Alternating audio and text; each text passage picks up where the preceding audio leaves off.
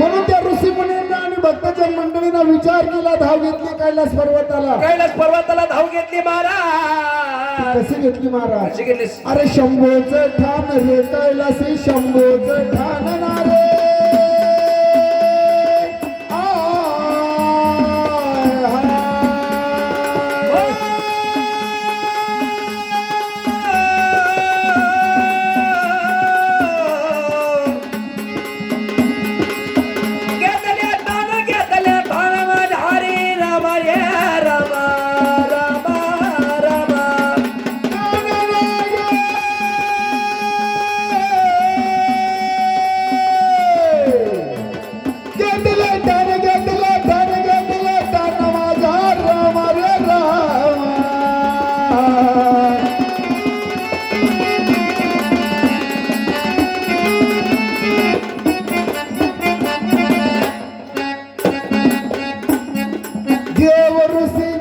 सर्व गेले मिळून हो हो रे रे रामा.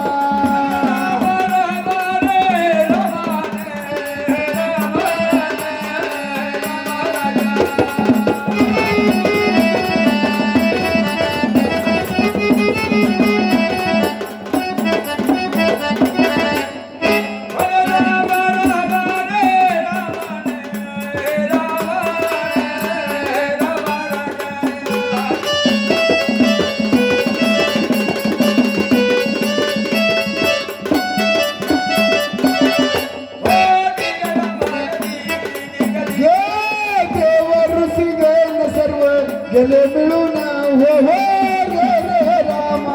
हरे रामा न राम राजा हो.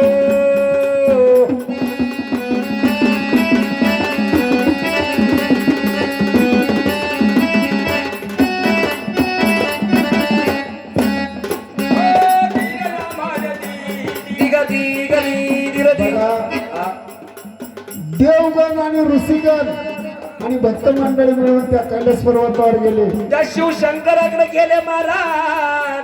सदाशिव शंकराला तपाला बसले असताना महाराज सर्व ऋषी मंडळी तिथे गेले. तर सदाशिव शंकर तपाला बसले असताना थांबले आणि देवाला आवाज देऊ लागले, देवादी देवा महादेवा महादेवा.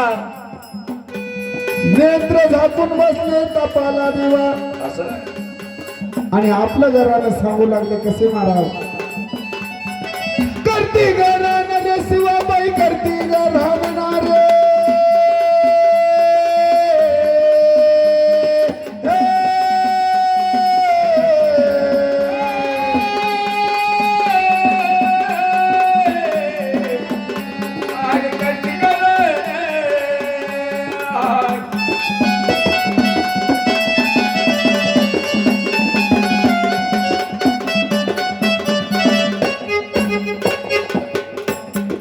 जेव्हा तुम्ही असताना पिढा केली म्हणे म्हणलं दैत्यानं हो हो रे रे रामा.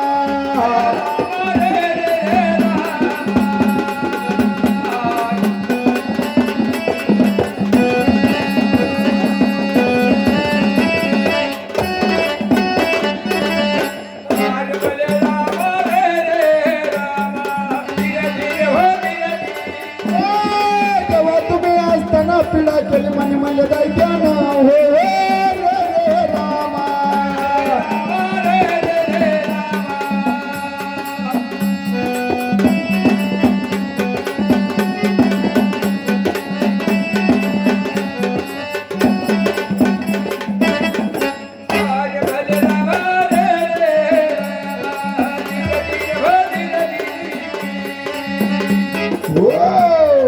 म्हणून सर्व ऋषीजन मंडळी आणि देवदिकांनी सांगितलं महाराज, देवा देवासारखे देव असताना देवा का नेत्र झाकून बसले देवा तपाला.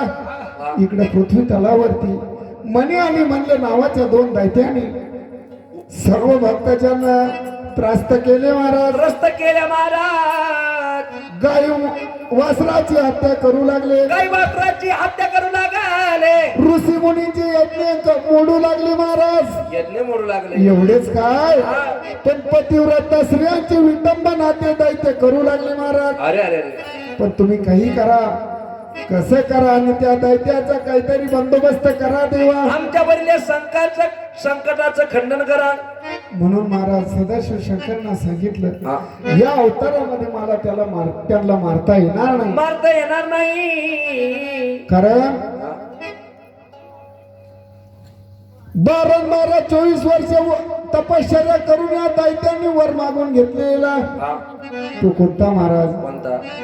कोणाच्या हातून आम्हाला मरण नको, मरण नको, शास्त्राने मरण नको, शास्त्राने मरण नको, आणि वर द्यायला बी मीच आणि मारायला मीच म्हणल्यावर या अवतारात मला त्या दैत्याला मारता येणार नाही. म्हणून सदाशिव शंकरांना काय केलं महाराज? काय केलं महाराज? चौशून्यातून धरून अवतार मांडिलं ठाण, मांडिलं ठाण.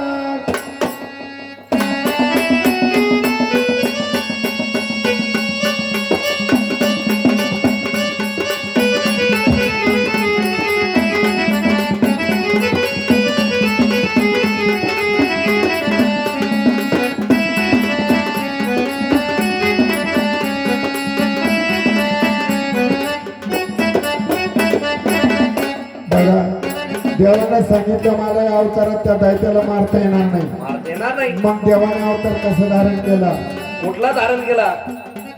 चौशून्यातून धरून अवतार मांडीला ठाण, मांडीला ठाण.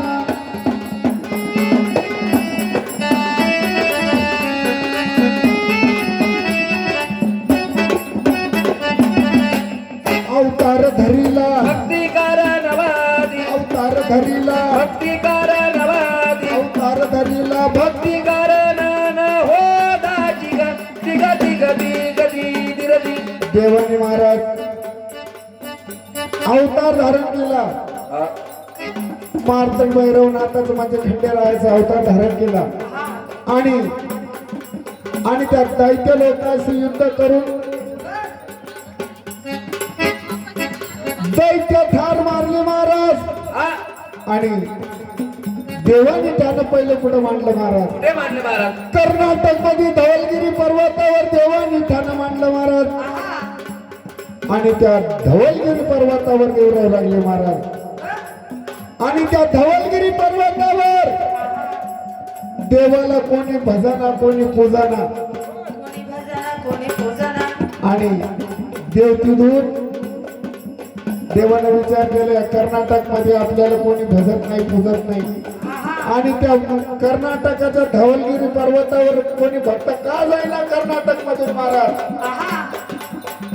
कारण तो पर्वतच इतका उंच होता आणि त्याला जायला रस्ता नव्हता. म्हणून देवाचं मन तिथून उदास झालं आणि देव महाराष्ट्रामध्ये आपलं कसे येऊ लागले महाराज? देवगडा खाली उतरला रे रामा,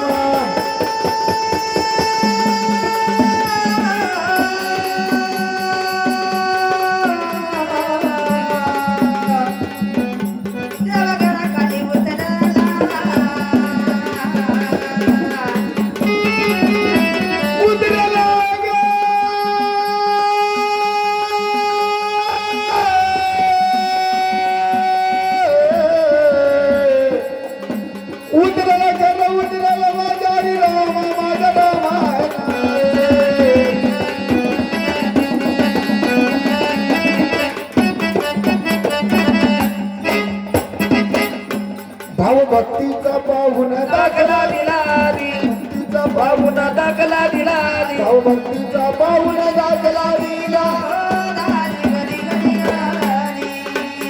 मग त्या कर्नाटकच्या धवलगिरी पर्वतावर खंडेराय खाली उतरले महाराज. आणि पहिले ठाणा म्हणजे पहिले कुठे गेले महाराज? देव ठाणा कुठं मांडलं?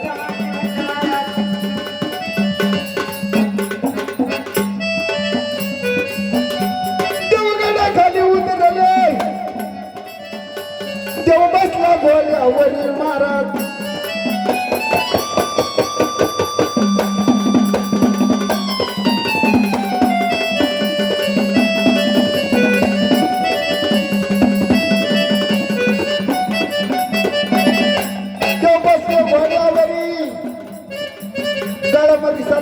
भंडारी शिव अवतारी चाले मल्हारी चाले मल्हारी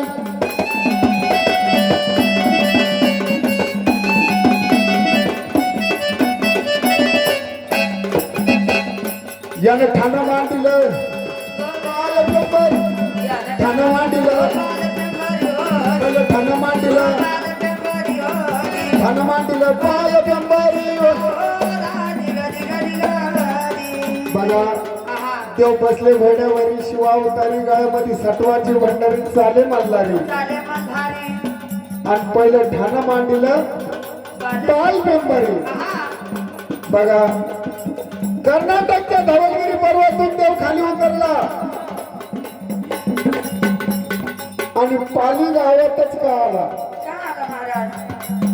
देवाला काय मध्ये गावं लागले नाही का आडू पर्वत नद्या नाले भरपूर लागले गावं लागले पण पाली गावातच माझा खंडेराय का आला महाराज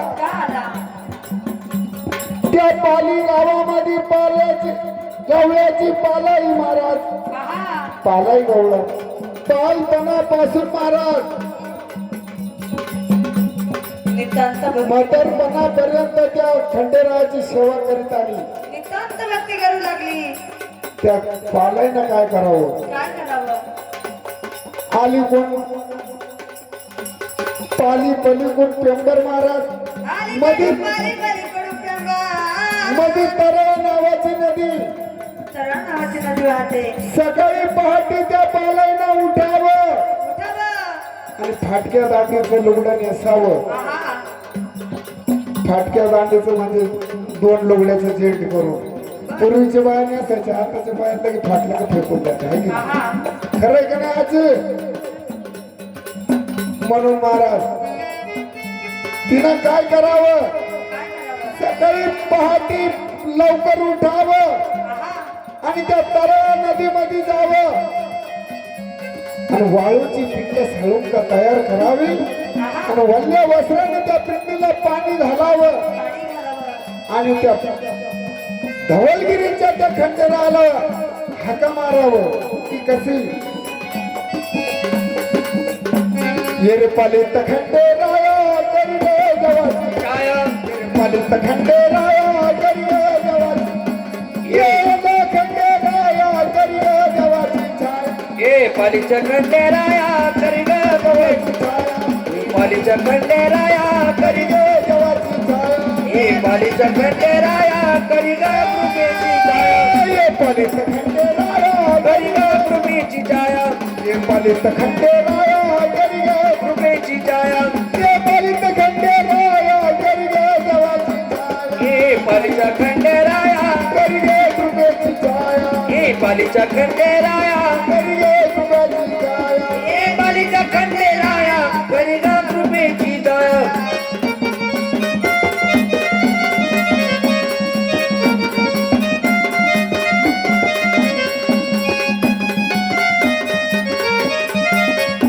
शंकराचा अवतार तोच होऊनी मल्हार होऊनी मल्हार होत होऊनी मल्हार शंकराचा अवतार तोच होऊनी मल्हार होत होऊनी मल्हार होत होऊनी मल्हार आणि मल्ल बांधल्या भंडाराचा मार होतो देवावर राशी तुझी छाया करी रे कृपेची छाया पालित खंडेराया करी रे कृपेची करी रे खंडेराया करी रे देवाची छाया ए पालीच्या खंडेराया करी रे देवाची छाया जेजुरीच्या व खंडेराया करी रे देवाची छाया ए पालीच्या खंडेराया करी ग कृपेची छाया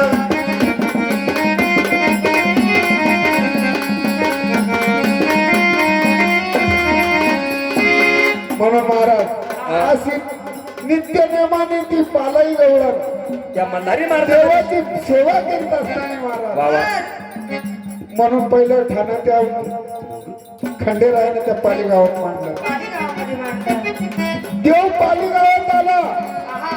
आनंद झाला कुठे त्या पालाई गवळणीला महाराज बाबा देवा माझ्या भक्तीला प्रसन्न होऊन तू माझ्या या सर्व हे धवलगिरी पर्वत सोडून तू पाली गावात आला वा रे वा म्हणून पालय गवळण सांगते महाराज काय सांगते देवा हा मला काही वर दे वर मला काहीतरी आशीर्वाद द्या देवा आशीर्वाद दे पण देव त्या पालायला काय म्हणतो पालाय हा मी तुला वर दिला असतं पण मी का 8 वर आलो असं 8 वर म्हणजे बिगर लग्नाचा म्हणून मग ती पालाय देवाला सांगते देवा हा तुम्ही इथं 8 वर बिगर लग्नाचे आले हा तुमचं लग्न नाही झालं म्हणून मला वर तुम्ही देऊ शकत नाही वारे वा. पण तेव्हा तुझ्या लग्नाच्या अक्षदा माझ्या दारातच पाडून म्हणजे वा वा पालय गवळण सांगत म्हणून पण आता नवरी पाहावं लागत काय कधी म्हणे असं मोठा मोठा मंडप मी माझ्या दारात तुला टाकीन आणि तुझ्या लग्नाच्या अक्षता माझ्या दारात पाडीन